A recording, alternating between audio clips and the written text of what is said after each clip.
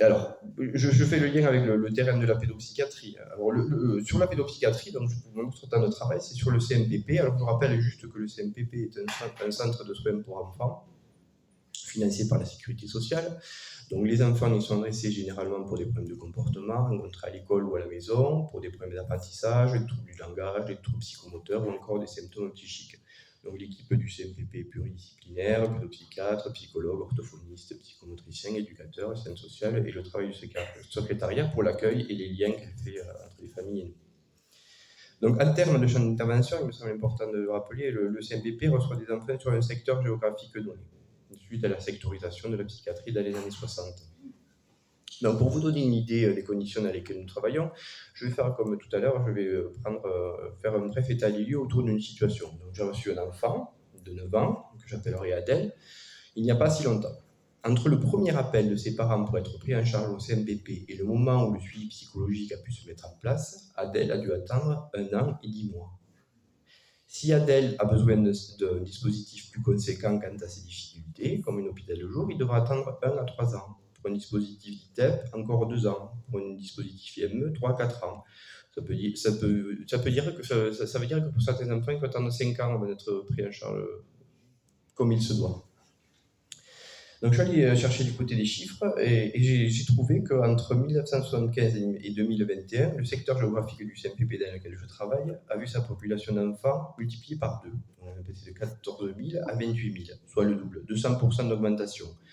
Le temps de psychologue a été augmenté de 10%, ce qui veut dire que nous sommes 2,52 équivalents temps plein pour une population de 28 000 enfants. Alors quand je renvoie ça à M. Gardouat, quand on l'a rencontré lors d'une mobilisation, M. Gardouat qui est directeur de l'ARS, il me dit mais 28 000 enfants, vous êtes 2 équivalents temps, 2,5, mais tous les enfants ne sont pas concernés. Je lui dis non, ils ne sont pas tous concernés, mais ceux qui sont concernés, quand ils attendent 1 an, 10 mois, voire 5 ans pour certains. J'ai trouvé cette réponse très étonnante de la part de ce monsieur. Historiquement, le CMPP fait suite au CPP. C'est très important, je pense aussi, pour dire un peu comment le changement de paradigme s'opère dans les CMPP. Donc le CPP, c'est le centre psychopédagogique qui a été créé en 1946 par des psychanalystes. En 1963, un décret pose le cadre du CMPP, que nous connaissons aujourd'hui, à la différence que dans l'annexe 32 de ce même décret, il fait explicitement mention de la psychanalyse comme un traitement à proposer à l'enfant. En tant que psychologue clinicien, mon orientation, bien sûr, vous l'avez compris, s'inscrit dans ce sillon tracé par les psychanalystes des CMPP. Donc moi, je propose effectivement 2 modalités d'accueil de son symptôme, le suivi individuel, le rythme est variable en fonction des temps logiques de chacun, et un travail de groupe en collaboration avec un membre de l'équipe. Donc cette année, c'est un atelier conte et un groupe de parole adolescents. Et d'ailleurs, pendant le confinement, ce qui est intéressant, c'est qu'on a proposé aux adolescents un dispositif à distance par l'intermédiaire de Zoom, qu'on appelait Convizoom, et qui a eu un réel succès auprès d'eux.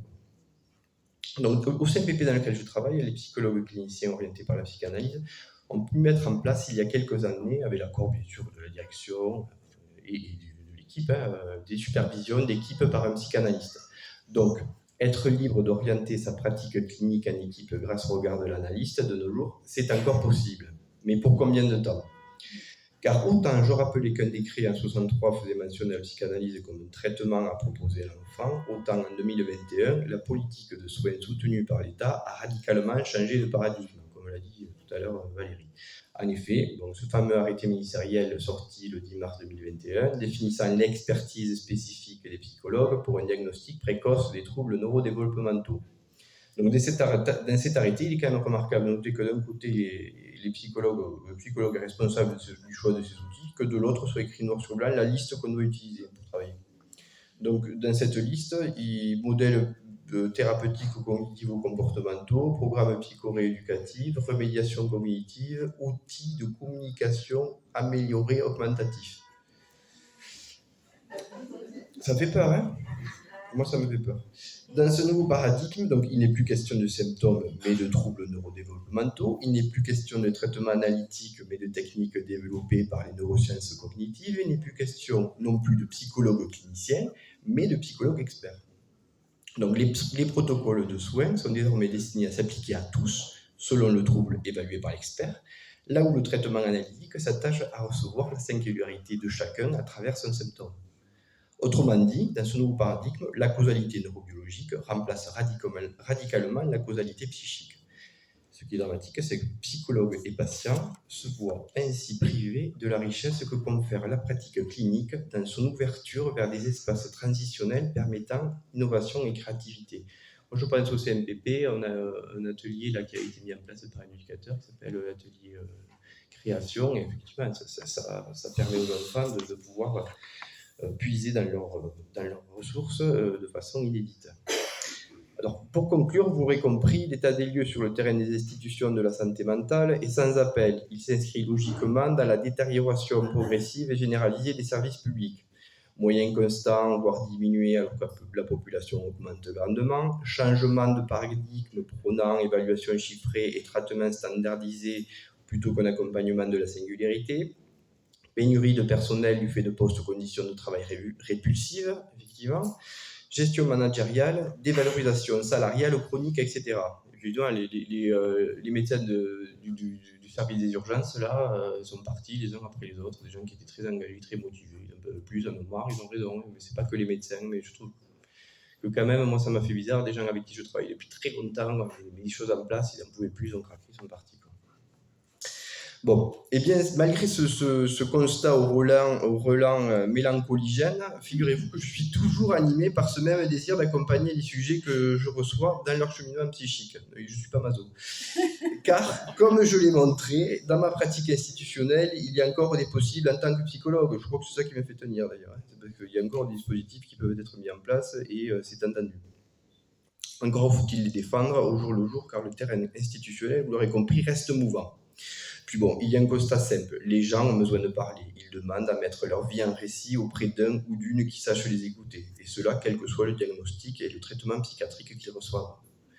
Donc nous, psychologues, devons préserver ensemble le socle de nos valeurs communes, comme notamment l'incontournable liberté de travailler avec les outils et les orientations de notre choix, comme le soutient notre code de déontologie. Nous devons également, me semble-t-il, défendre la gratuité et le libre accès du public à nos pratiques psychologiques, tout comme le temps nécessaire propre à chaque sujet pour son travail psychique. Nous ne pouvons tolérer par ailleurs que les décisions politiques concernant les psychologues se fassent sans nos corps représentatifs.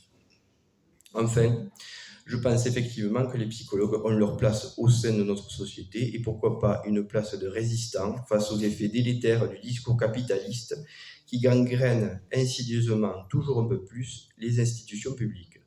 Je vous remercie de votre attention.